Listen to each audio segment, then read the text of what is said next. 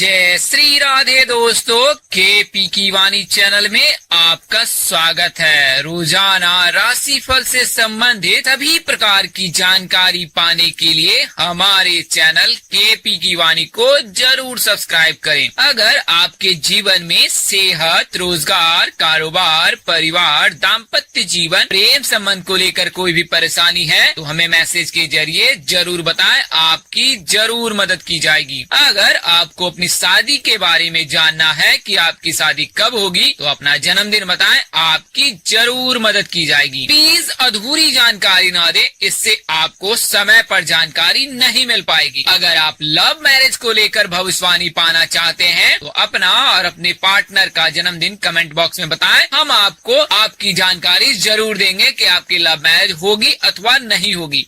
यह जानकारी आपको मूलांक के हिसाब से दी जाएगी। इसके अलावा शादी से संबंधित जानकारी आपको जन्म तिथि के हिसाब से दी जाएगी। कुंडली के अनुसार से इसमें मामूली बदलाव हो सकता है। अगर जवाब देने में देरी होती है तो आप निराश और हताश बिल्कुल ना हो, क्योंकि आपको जवाब जरूर दिया जाएगा। दोस्तों, आपको बताना चाहूंगा कि अगर आपकी कुंडली बनी हुई है तो आप केपी की वाणी से संपर्क कर कुंडली दिखवा सकते हैं। हम आपको आपकी जानकारी जरूर देंगे कि आपकी शादी कब होगी। अगर कुंडली में ग्रह दशा अंकित हो तब, अन्यथा आपको कुंडली बनानी पड़ सकती है। खासकर शादी से संबंधित जानकारी के लिए आपको विशेष कुंडली बनवानी पड़ती है। इसमें आपको शादी से संबंधित सभी जानकारी प्राप्त हो जाती है कि आपकी शादी कब होगी, कहाँ होगी, कैसे होगी, किससे होगी, किस नाम से हो सकती है, किस राशि से करनी चाहिए, आपके जीवन साथी का रंग, रूप, स्वरूप, स्वभाव, आपका स्वभाव कैसा होगा, उनका कैरियर, आपका कैरियर कैसा होगा। अगर आप लव मैरिज करना चाहते हैं या चाहती हैं तो माता पिता की सहमति मिलेगी अथवा नहीं मिलेगी, इन तमाम तरह की जानकारी आपको कुंडली बनाकर दी जाएगी।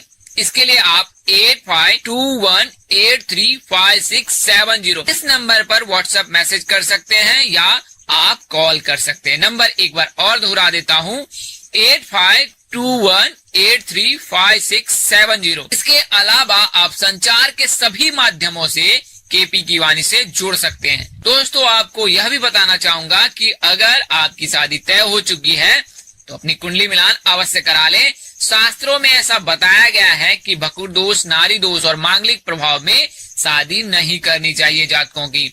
तो अगर आपकी शादी तय हो चुकी है तो अपने नजदीक के किसी प्रकांड पंडित और ज्योतिष से सलाह लेकर कुंडली मिलान अवश्य करा लें और यह जानकारी प्राप्त कर लें कि आप और आपका जीवन साथी नारी दोष से मुक्त है अथवा भकुर दोष से मुक्त है। कई ज्योतिष भकुर दोष और नारी दोष में कुछ वैदिक उपाय बताते हैं जिन्हें करने से नारी दोष और भकुर दोष का प्रभाव कम होता है। हालांकि पूरी तरह से यह खत्म नहीं होता है। तो ऐसे में जातकों को सलाह दी जाती है कि नारी दोष और भकुर दोष में शादी नहीं करनी चाहिए। आप केपी की वाणी से भी संपर्क कर अपनी कुंडली मिलान करवा सकते हैं। मामूली शुल्क पर हम आपको कुंडली मिलान कर पूरी जानकारी देंगे कि आपकी शादी हो सकती है और कितने गुण मिल रहे हैं। वैवाहिक जीवन आप दोनों का कैसा रहेगा। आगे बढ़ने से पहले आपको बता दूं कि शादी से संबंधित जो जानकारी होती है वह ज्योतिष शास्त्र में निहित है। कई ज्योतिष इसे बताते नहीं हैं, पर शादी के समय बहुत बातों का ध्यान रखना पड़ता है। शास्त्रों में यह बताया गया है कि इन नियमों के पालन करने से कन्या या वर दोनों ही सौभाग्यवती जीवन जीता है। तो अगर आपको यह जानकारी प्राप्त नहीं है तो आइए बारी बारी से जानते हैं। जैसा कि आप सबको पता है कि ज्योतिष शास्त्र में विवाह कर्म कांड का पूरा सार बताया गया है। उन्हीं सारों में से कुछ चुनिंदा चीजों को आपके सामने प्रस्तुत कर रहा हूँ ताकि आपको अपनी कन्या या लड़के की शादी में कोई दिक्कत ना हो। तो आइए बारी बारी से जान लेते हैं। तो दो कन्या का विवाह एक समय कभी नहीं करना चाहिए। कई बार ऐसा देखा जाता है कि दो लड़कियों की शादी एक ही बार कर दी जाती है, किंतु शास्त्र में ऐसा निषेध है। एक कन्या की शादी के उपरांत दूसरी कन्या की शादी हो सकती है, परंतु एक साथ शादी नहीं करनी चाहिए। शास्त्रों में यह भी निहित है कि एक समय में दो शुभ कर्म करना उचित नहीं होता है। इसके लिए कभी भी 2 शादी एक बार में नहीं करनी चाहिए। कन्या के विवाह के अनंतर पुत्र का विवाह हो सकता है, लेकिन पुत्र विवाह के अनंतर पुत्री का विवाह 6 महीने तक नहीं करनी चाहिए। यानी कि इसे आप आसान शब्दों में ऐसे समझ सकते हैं कि अगर लड़की की शादी हुई है तो आप लड़के की शादी कर सकते हैं, लेकिन अगर लड़के की शादी होगी तो 6 महीने तक अपनी लड़की की शादी बिल्कुल ही ना करें। 1 वर्ष में सहोदर भाई अथवा बहनों का विवाह शुभ नहीं होता, यानी कि एक ही साल में 2 बेटियों की शादी या 2 बेटे की शादी नहीं करनी चाहिए। शास्त्रों में ऐसा वर्जित है।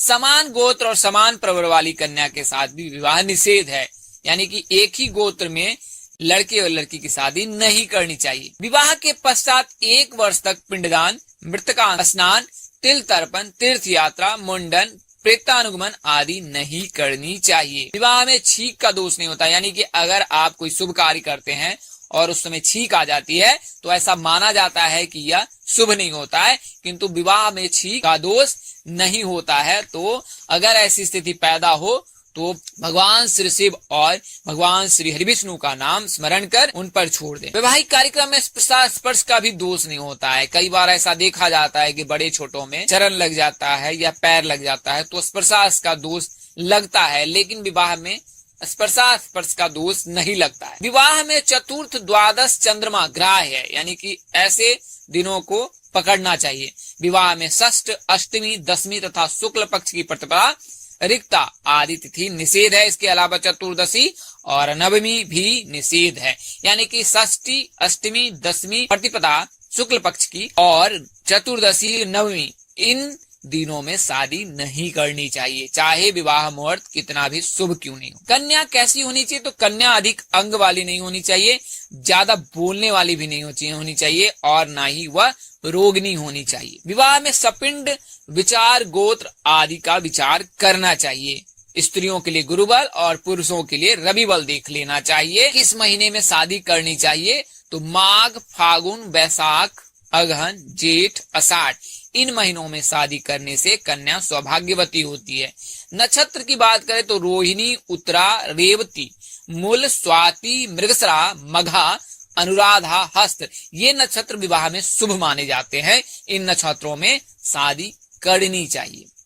विवाह में सौर मास ग्रहण करना चाहिए। सौर मासो विवाद हो यज्ञादो सावन स्मृता अब्द के प्रत्यकारे चांद्रो मास से प्रशस्यता। बृहस्पति, शुक्र, बुध और सोम इन वारों में कन्या की शादी करने से कन्या सौभाग्यवती होती है, इसलिए हमेशा सोमवार, बुधवार, शुक्रवार और गुरुवार इन दिनों में ही लड़की की शादी करनी चाहिए। आज मैं आपको आर नाम के लड़के और लड़कियों की कब और किससे शादी होगी, किससे शादी करनी चाहिए, स्वभाव और जल्दी शादी करने के उपाय बताऊंगी। तो आइए पहले स्वभाव जानते हैं। आर नाम के लड़के और लड़कियों का व्यक्तिगत्व काफी प्रभावशाली होता है। इनके अंदर बुद्धि और उदारता होती है। यह परिजनों, दोस्तों से बहुत ही प्यार करते हैं और उनका खास ख्याल रखते हैं। इस नाम के लोग बहुत ही क्रिएटिव होते हैं और उनकी रुचि कला और संस्कृति के क्षेत्र में ज्यादा रहती है। ये हमेशा दूसरों के हित के लिए काम करते हैं। ये दूसरों के लिए बहुत ही अच्छे मोटिवेटर भी होते हैं। इनके काम करने का ढंग अलग होता है। ये लग्जरी लाइफ जीना पसंद करते हैं। इन्हें महंगी और आकर्षक चीजें बहुत ही लुभाती हैं। यह लोग दयालु और उदार होते हैं। दूसरों को परेशान देख ये मदद के लिए पहुंच जाते हैं। इन लोगों को जल्दी गुस्सा भी आता है। यह हर किसी की समस्या को सुलझाना चाहते हैं। यह बहुत ही उत्साही, स्थिर, मेहनती और उदार किस्म के होते हैं। आर नाम के लड़के और लड़कियों की शादी 20, 28 तथा 30 साल में होती है और इनकी शादी जनवरी तथा दिसंबर के महीने में होती है। आर नाम के लड़के और लड़कियों की शादी G, M, T तथा D नाम से शुरू होने वाली अक्षर लड़के तथा लड़कियों के से होती है। आर नाम के लड़के और लड़कियों को सिंह राशि से शादी करनी चाहिए। ऐसा करने से दोनों के जीवन में सुख, शांति और समृद्धि बनी रहती है। आर नाम के लड़के और लड़कियों को हर मंगलवार को गरीबों को दान देने से शादी में आ रही बाधाएं सभी दूर हो जाती हैं और शादी की संभावना बढ़ जाती है। ज्योतिष गणना के आधार पर आपको यह जानकारी दी गई है, इसमें बदलाव संभव है। दोस्तों, इस तरह की और अन्य वीडियो देखने के लिए हमारे चैनल के डैशबोर्ड अथवा प्लेलिस्ट पर जाएं और अपनी राशि अनुसार वीडियो जरूर देखें। तो दोस्तों, आपको यह जानकारी कैसे लगी, लाइक, कमेंट और शेयर कर हमें जरूर बताएं। अगर आप मेरे चैनल पर नए हैं तो चैनल को सब्सक्राइब करें, साथ ही बेल आइकन को प्रेस करना ना भूलें। माता रानी की कृपा से आपके चेहरे पर हमेशा मुस्कान बनी रहे। आप सपरिवार स्वस्थ एवं सुखी रहें। आप सभी के प्यार और स्नेह के लिए मैं आपको हृदय से धन्यवाद करती हूँ। आप लोग इसी तरह हमारे साथ जुड़े रहें। इन्हीं शुभकामनाओं के साथ मैं आपसे विदा लेती हूँ। तब तक के लिए मुझे इजाजत दीजिए। नमस्कार। जय श्री राधे।